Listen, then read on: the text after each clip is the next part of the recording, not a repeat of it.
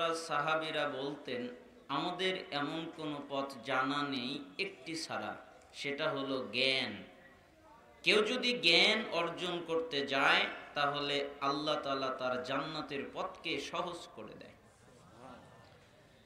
এমনকি দারিমির 271 নম্বর হাদিসের মধ্যে এসেছেন, রাসূল সাল্লাল্লাহু আলাইহি ওয়াসাল্লাম বলেন, কেউ যদি রাতের বেলা সামান্য একটু সময়, অল্প সময়, সংক্ষিপ্ত সময় জ্ঞান অর্জন করে, ইলম অর্জন করে, বিদ্যা অর্জন করে, তাহলে সারা রাত তাহাজ্জুদ পড়লে, কিয়াম করলে, সালাত আদায় করলে যে নেকি হতো, সামান্য সময় জ্ঞান অর্জন করলে আল্লাহ ওই নেকি তাকে দান করেন।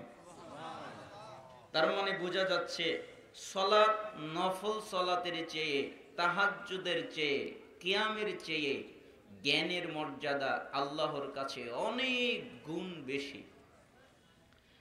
সহিহ তারগিব ওয়াত তারহিব 86 নম্বর হাদিস, রাসূল সাল্লাল্লাহু আলাইহি ওয়াসাল্লাম বলেন, কেউ যদি মসজিদে যায় জ্ঞান অর্জন করার জন্য অথবা কাউকে জ্ঞান শেখাবার জন্য, হয় জ্ঞান অর্জন করতে যায় না হলে কাউকে জ্ঞান শিখাতে যায়, এই দুই কারণে যায়, তাহলে একটা পরিপূর্ণ হজ করলে, ওই হজ কবুল হলে আল্লাহ যে নেকি দান করেন, যারা মসজিদে জ্ঞান অর্জন করতে যায় অথবা জ্ঞান শিখাতে যায়, আল্লাহ তাআলা তাদেরকে ওই নেকি দান করেন।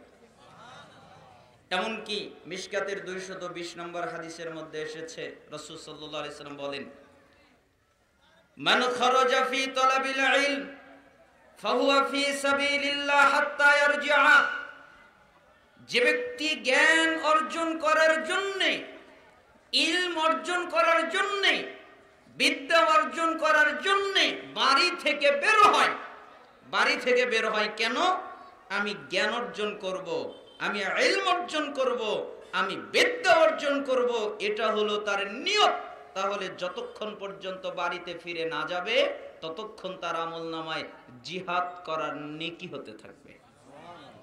অর্থাৎ সে যদি আল্লাহর পথে জিহাদ করে, আল্লাহর পথে যুদ্ধ করে, তাহলে যে নেকিটা পেত আল্লাহ তাআলা ওই নেকি তাকে দান করবেন।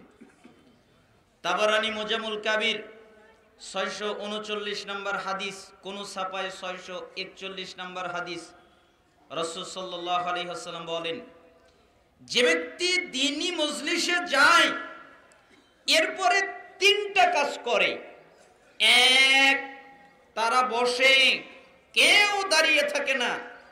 ইলমের মজলিসের আদব হলো বসা, আর আদব যদি বসা হয় তাহলে দাঁড়ানো তার উল্টা, মানে আদবের উল্টা হলো দাঁড়ানো, আদব হলো বসা।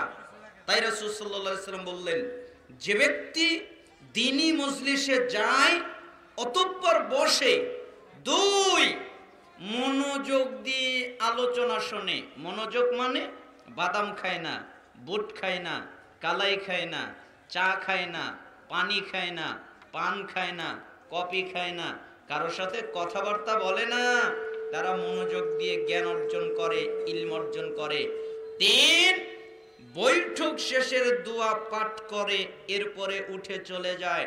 আল্লাহ তাআলা বলেন, মুহাম্মদ জি আপনি বলেন, কি বলবো?